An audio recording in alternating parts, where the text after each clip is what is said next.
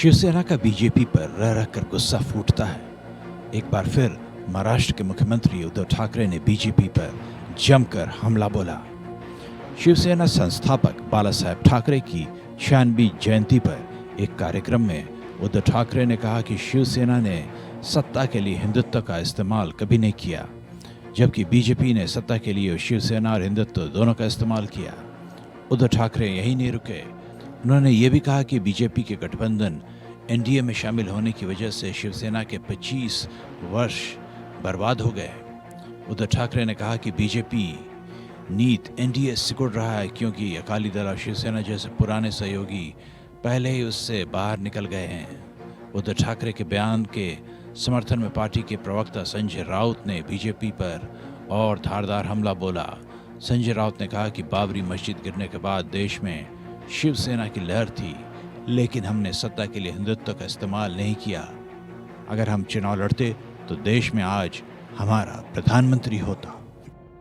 बाबरी के बाद अगर शिवसेना उत्तर हिंदुस्तान में एक लहर हमारी थी, बाला साहब ठाकरे जी की, शिवसेना की, उस वक्त अगर हम उत्तर प्रदेश, बिहार, हरियाणा और पंजाब तक, कश्मीर, जम्मू तक अगर चुनाव लड़ते तो जैसे कल उद्धव जी ने कहा कि देश में हमारा प्रधानमंत्री होता। उद्धव ठाकरे ने यह भी कहा कि बीजेपी का मतलब हिंदुत्व नहीं होता है। शिवसेना ने बीजेपी का साथ छोड़ा है, हिंदुत्व को नहीं छोड़ा है। उन्होंने कहा कि गृह मंत्री अमित शाह ने शिवसेना को अपने बलबूते चुनाव लड़ने की चुनौती दी है और हमने ये चुनौती स्वीकार की है। उन्होंने दावा किया कि शिवसेना महाराष्ट्र के बाहर भी अपना दायरा बढ़ाएगी और राष्ट्रीय स्तर पर अपनी भूमिका निभाएगी। उन्होंने बीजेपी पर ईडी और इनकम टैक्स डिपार्टमेंट जैसी एजेंसियों के इस्तेमाल का आरोप लगाया। उधर एनसीपी नेता नवाब मलिक ने भी इस सियासी झगड़े में चुटकी ली। अपने सियासी पार्टनर शिवसेना का साथ देते हुए नवाब मलिक ने कहा कि ये सच है कि जिसने भी बीजेपी के साथ गठबंधन किया, बीजेपी ने उसको खत्म कर दिया।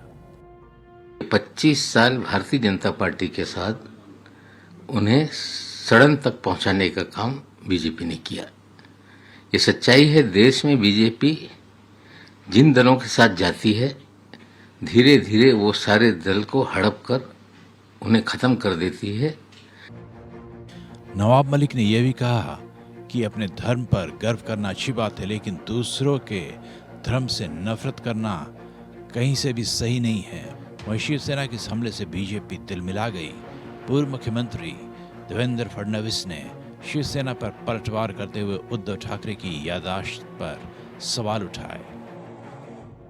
वंदनीय शिवसेना प्रमुख बाला साहेब ठाकरे जी की जयंती पर जिस प्रकार का वक्तव्य किया है और कहा है कि बीजेपी के साथ शिवसेना 25 साल तक सड़ी, तो मैं सवाल पूछना चाहता हूं कि 2010 तक इस अलायंस के नेता बाला साहब ठाकरे जी थे और बाला साहब ठाकरे जी ने इस अलायंस को कायम रखा, तो क्या बाला साहब ठाकरे जी के कारण शिवसेना सड़ी?